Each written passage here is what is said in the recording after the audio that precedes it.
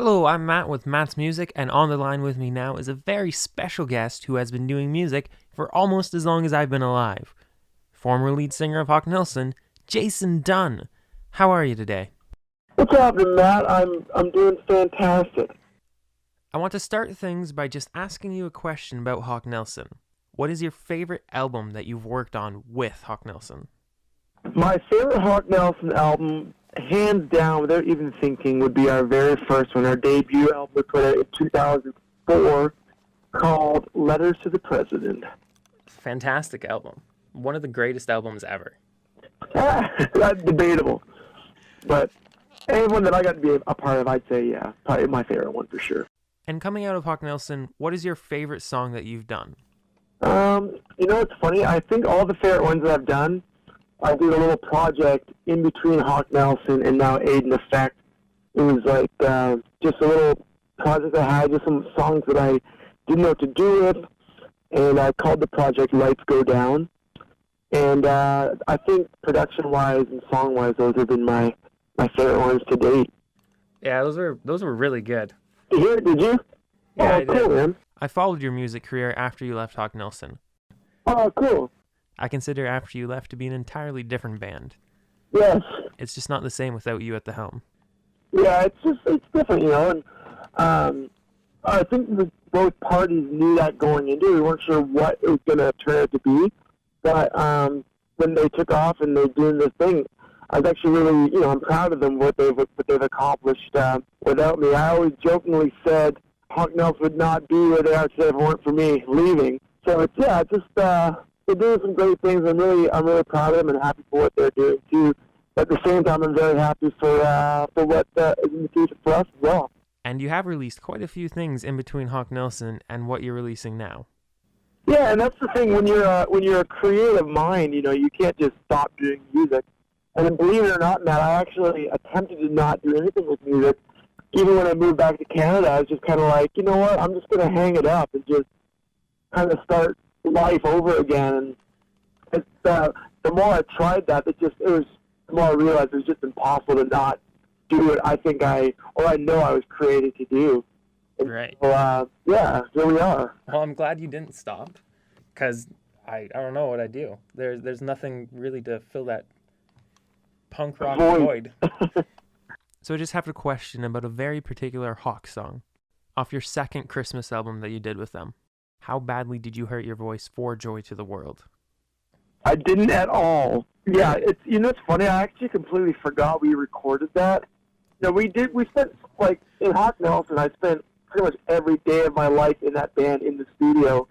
So there's always stuff that never got released even. Oh, wow. Over Christmas this year, I think it showed up on Spotify or something at home, and I was like, oh my gosh, I forgot all about this. Wow.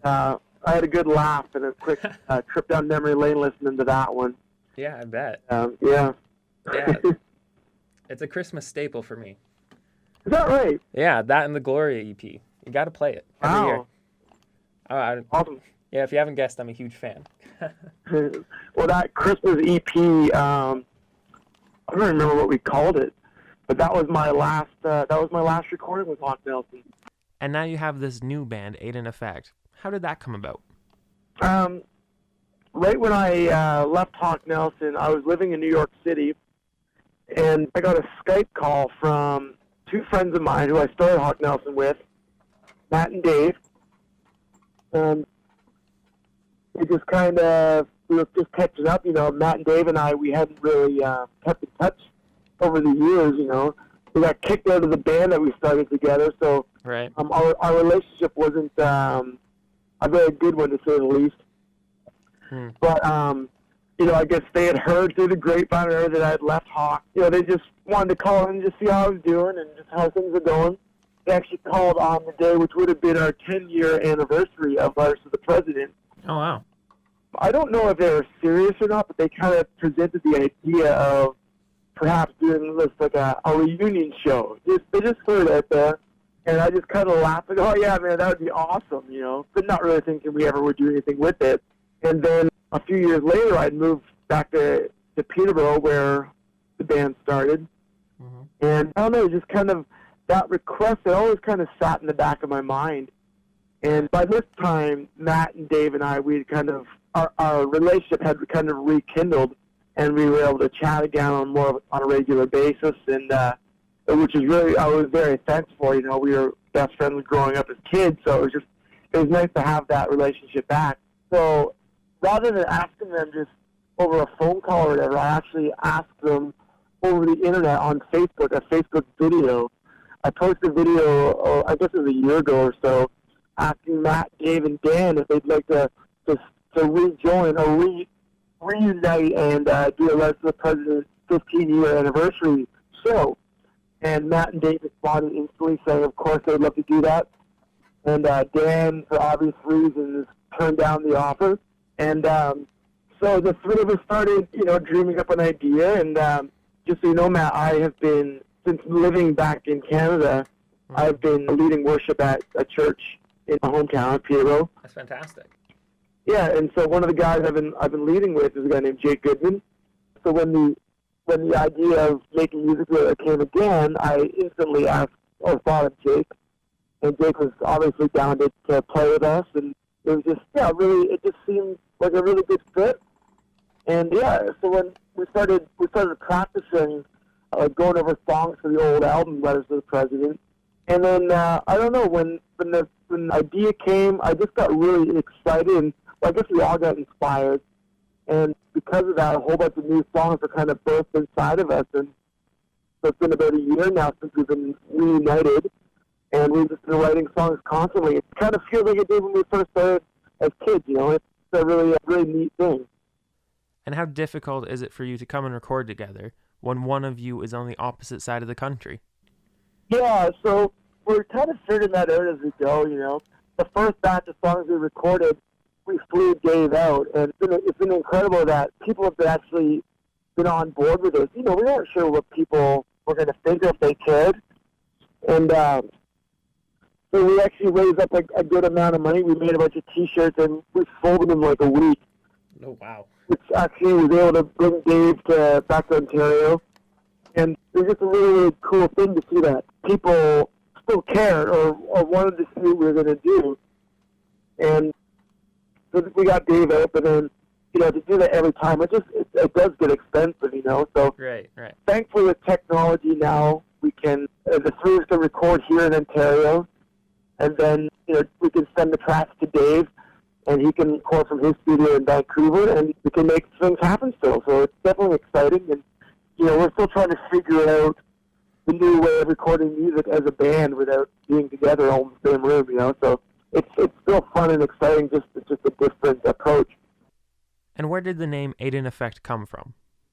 When Matt and Dave left Hawk Nelson in 2005, they had kind of got together and were still making music together. They never toured it or anything together, but they kind of started a project which they had labeled Aiden Effect. So when we were tossing around some ideas for band names, we kind of thought about what we wanted to accomplish as a band, not just as musicians, but as a band. Like, what do we want people to get from this? And it goes a lot deeper than just making music, Matt. We've been so blessed and so fortunate to be given a platform to make music. But the fact that people can be inspired and motivated, and their lives can be changed through music, that's a pretty neat thing. So that's kind of where the name was birthed from, Aiden Effect. And so when they presented the idea, I was like, oh yeah, that's definitely it. I didn't have to think twice about it. All the other names were just kind of non-existent from that point on. I'm like, yeah, that one felt the best to me, and we kind of all agreed. So we took it and we're running with it. Well, it's a great name and a great logo. Oh, Dave. It's got a nice little throwback to Letters to the President and Crazy Love with the paper airplane. Was that on purpose? Or just... Right, absolutely. Because it's funny, man, because I didn't realize the whole paper airplane thing made its appearance in the old Hawk stuff early on. And, you know what? We never really ran with it. I kind of wish we did. But now, in hindsight, I'm glad we didn't do anything with it as Hawk, because now we wouldn't be able to do it, So it's nice that we can that's kind of the one piece of Hawk Nelson we have left is the paper airplane. Yeah, and the original three members, so. Yes, this is true. And we're here today because of a new song you released recently, The Answer. What I like to have artists do is just give a short explanation of the song that they made. So the floor is yours. The song The Answer, again, we're trying to be very transparent with what we're writing about with this project, Aid and Effect. Right. And, with Making Things New, the first single we released a few months ago, we wanted to be very clear that, kind of telling the story of where we left off as a band. And with The Answer, it was just kind of my story about where I was when I left Hawk Nelson. I was in a very different place from where I am today. The things I was talking about in the songs in that band, I didn't necessarily know if I agreed with or believed in, and people's views in life change and waver, and I definitely can say that my faith was, I don't want to say non-existent in my latter days of Hawk Nelson, but it definitely wasn't where it was when I started that band, and it definitely wasn't where it is today. And I think I just kind of got burnt out from always giving, and never kind of taking time to breathe and relax. And, I know that happens with a lot of different artists, but it definitely happened with me for sure. And I got burnt out, and I started, doubting my faith. And because of that, it resulted in a lot of poor choices. And, I'm very thankful with where I am today, like I said. I think I was looking for an answer in the wrong places. And that's what exactly this song was all about. And how I would talk about things that I didn't even know if like I said, I didn't know I agreed with. But thankfully, I have found my faith again. My faith has been restored, and we're back to where we were when we first started. And it's been an amazing journey. And I've listened to the song a few times. And by a few times, I mean 10. And appreciate that. Yeah. And it's very real and honest. That is different from what a lot of people are putting out today, and I just appreciate that. Well, thanks, man.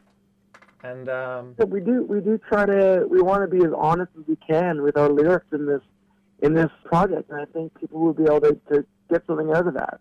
Right. Well, I really hope they get something out of it. Yeah, me too. And where do you draw your inspiration from when writing songs?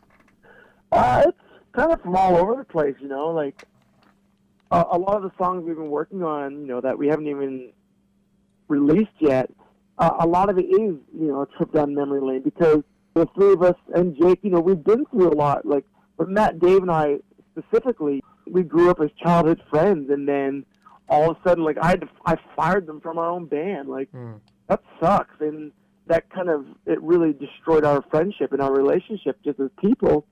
And, that hurt. I think it hurt everybody. And I honestly, at one point, I wasn't even sure if we would ever be friends again, because, it was a bit of a blow, but there's been a full trail of forgiveness that began years ago, and it's continuing, and it's so great that our friendship has been rekindled, and we can hang out again, and we all have kids now, and our families can hang out now, and our kids can grow up together, and it's really it's a really, really cool thing to be able to experience that. And a lot of our writing now is inspired by our families now, and growing up, and now that we're older, but we still want to incorporate the punk rock flair, that we, when we were kids, we wrote about what we were like in high school, and what we wanted to do is dreaming to be in the band, and that dream has kind of changed. Like, we have new dreams, but like playing music is still like a huge priority of our lives. It's just not everything now.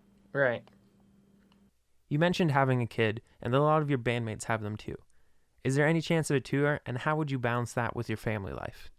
Yeah, like, we're all, I toured the longest out of everyone in the band, so, I was the one that needed convincing, because I'm happy to be at home. I love being at home doing absolutely nothing. It's like my favorite thing in the world to do.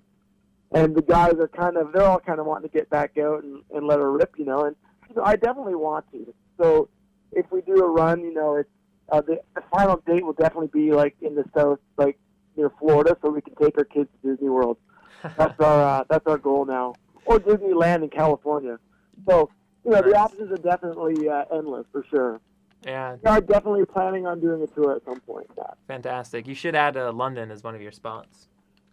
Oh, definitely. Well, that is another main thing. Like, and I was always bummed with this with Hawk is, because the team we had assembled was all based in the U.S. So, all of our tours for the most part were in the States. Right. Even though we were a Canadian band, we were all living in the States. Mm-hmm. Most of our work was in the States, and that always bothered me. And now that we are full-fledged Canadians living in Canada again, I'd say probably 90% of our touring will be in Canada. We want to be Canada's band again, Matt. Ah, fantastic. London's definitely on the radar, my friend. Perfect. And just one last question. This is going to be a little bit of a weird one. What would win in a fight, an emu or an ostrich? Oh, an emu for sure. Why? Well, because they've got more feathers, and their wing dexterity would definitely take the upper hand, if I will, pun intended. Yeah. Yeah. Well, thank you. It with that question. Thank you for your input on that vital question, and thank you for calling in. I really appreciate the interview. It was my pleasure, Matt. Thanks so much for having me, man. Yeah. And where can everybody find you and your band online? You can hit us up on the Facebook at facebook.com/aid-and-effect. And actually, Aid and Effect on everything. Twitter, Instagram, Facebook. That's about it. All right. So, yeah. Thank you again. It's free on download on aidandeffect.bandcamp.com. All of the music will be given out for free. So make sure you know that. That's very generous of you. Thank you. Thank you again for your time. All right, man. We'll talk to you soon, man.